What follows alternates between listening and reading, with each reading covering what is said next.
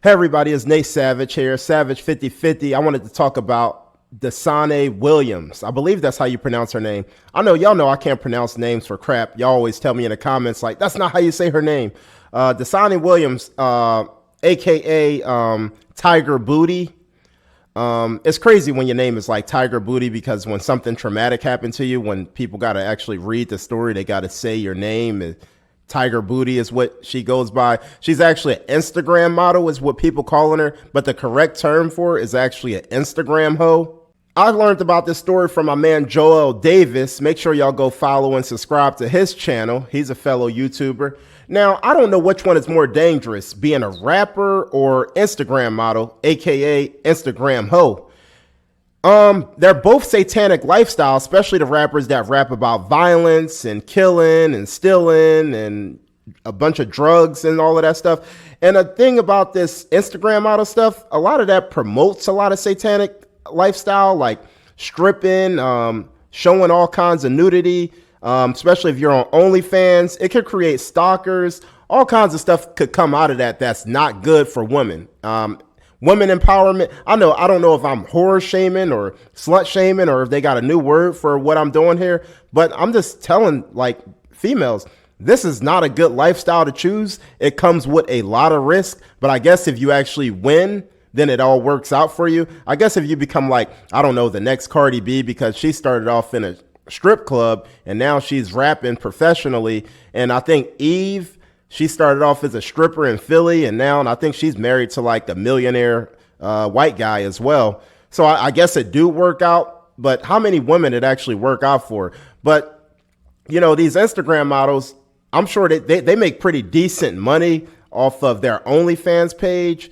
But at the end of the day, it's like a lot of them got kids, so it really looked ridiculous when you got little girls or little boys, you know, that you birthed and now they got to see this, and most likely they're going to have to hear about this stuff when they go to high school or middle school. People going to be pulling up their phone like, ain't this your mom right here? So really, like, it comes with a lot. I mean, a lot of it, I believe, is this selfishness because you're not thinking about your children and how they're going to be viewed to the world because their mom is like some kind of Instagram hoe.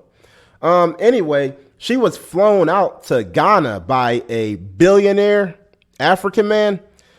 So I guess he flew her out, and next thing you know, her cause of death is unreported. We don't know if she OD'd or what could have happened, but she was found dead in a hotel room. And the billionaire who flown her out, he apparently has a lot of political influence as well out there. I mean, he's a billionaire, so you're not going to be a billionaire in no country in the world and not have political influence. So the billionaire is not, his name is not even released to the public. So this girl, Tiger Booty, she's dead now, and she had over 600,000 subscribers or followers on Instagram. I don't know how many people was actually subscribed to her OnlyFans page, but I'm sure it was a tremendous amount. You know, unfortunately, a lot of men are dumb and we fall for the big booty and the smile, and we pay for stupid stuff like Pornhub, and we pay for the premium deal to OnlyFans and crap like that.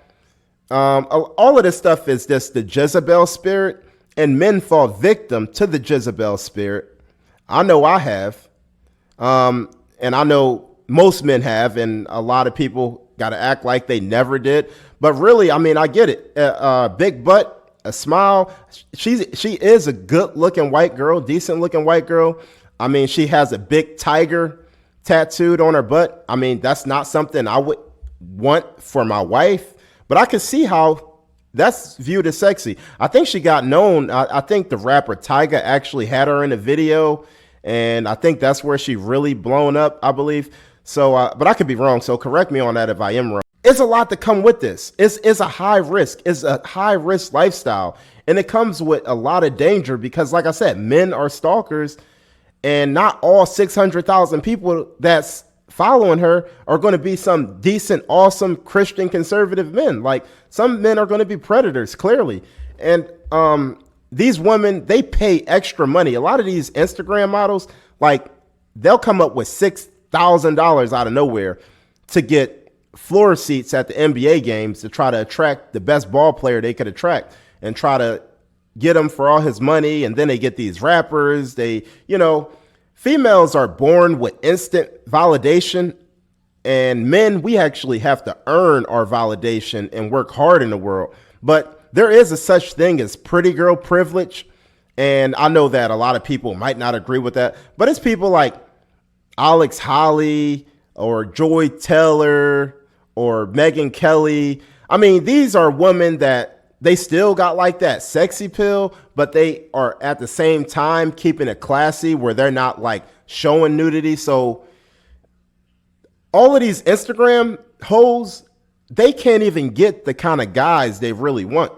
Nobody want to marry them. But the previous woman I just named, they still qualify because they haven't showed their nipples. They haven't showed their vagina exposed. They haven't showed their butthole exposed. So they still good. And they modeling as well as being like commentators on TV, but they're still keeping it classy to the point where high value men would still want them. But these Instagram hoes, they're exposing everything for the public. And honestly, when it comes to OnlyFans, all you got to do is do a Google search and type their name in, and everything they put on OnlyFans that they're paying, that people got to pay for, it already been leaked on Google. A lot of these Instagram hoes, they almost thrown a complete fit when they found out that OnlyFans was basically going to shut down the pornography aspect of it, and it was just going to be a different type of marketing network. But OnlyFans, of course, I guess they wanted to keep it what they started as, and they kept it nudity and pornography. But it was not too long ago, a couple of months back, OnlyFans was basically threatened to be a little more PG-13. And that was going to stop the flow of a lot of these women money that's making money off of OnlyFans. It is a such thing as pretty girl privilege, the same way as a such thing as black privilege, even though we got to deny that. But pretty girl privilege, really, all you got to do, just be a good reader and look good. You could get a decent job as a woman. I mean, being a pretty woman, like, you get accepted in a lot of places where men, we have to actually earn our validation, and women actually get their validation handed to them based off of how good they look. However, as a woman, you still got to be able to, hold the conversation and be able to be articulate with your words. But other than that, like, you can get into decent places as a pretty looking woman by default. They do become people's wives sometimes, but trust me, it's not what the kind of guys they want, period. Because decent men that actually want to build a real family and treat a woman like a queen, they don't want a woman where everybody done seen her naked already. Now, this is a real sad story. Unfortunately, she was a white woman, and most likely the African guy clearly is a black man who flew her out. And that's why the story isn't even getting that much attention. However, I guarantee you, if it was a black Instagram model who was flown out to a predominantly white country by a white billionaire, it would be white supremacy and Black Lives Matter would be all over, and we would hear all about it on the news. But since she just so happened to be white and flown out to Ghana by an African man, we don't really hear about it too much because, race is everything, and race is political. It's very dangerous. I would suggest stay away from the OnlyFans stuff. It is a lot of evil men on there that will offer a woman a tremendous amount of money. And you might get there and do a favor for the guy, and he might feel that you owe him more. And I understand you think that most men that's making money are going to have dignity and integrity and honor and moral values and character. Nothing could be further from the truth. You might just run across the right one. Some guy might actually be making $200,000-$300,000 a year and want to meet up with you and tell you he going to pay you $10,000 or $5,000. You meet up with him at a hotel. It's a lot of stalking women in the stripper world.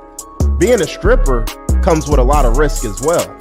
Anyway, that's my take on this Tiger Booty situation. Anyway, if you like what I said or agree with what I said, let me know what you think in the comments. Like my video, share my video, and subscribe to my channel. And thank you to everybody that newly subscribed to my channel. I appreciate every single subscriber I get. I appreciate every single view I get. Even if I only get one view, I appreciate that. Thanks a lot for listening.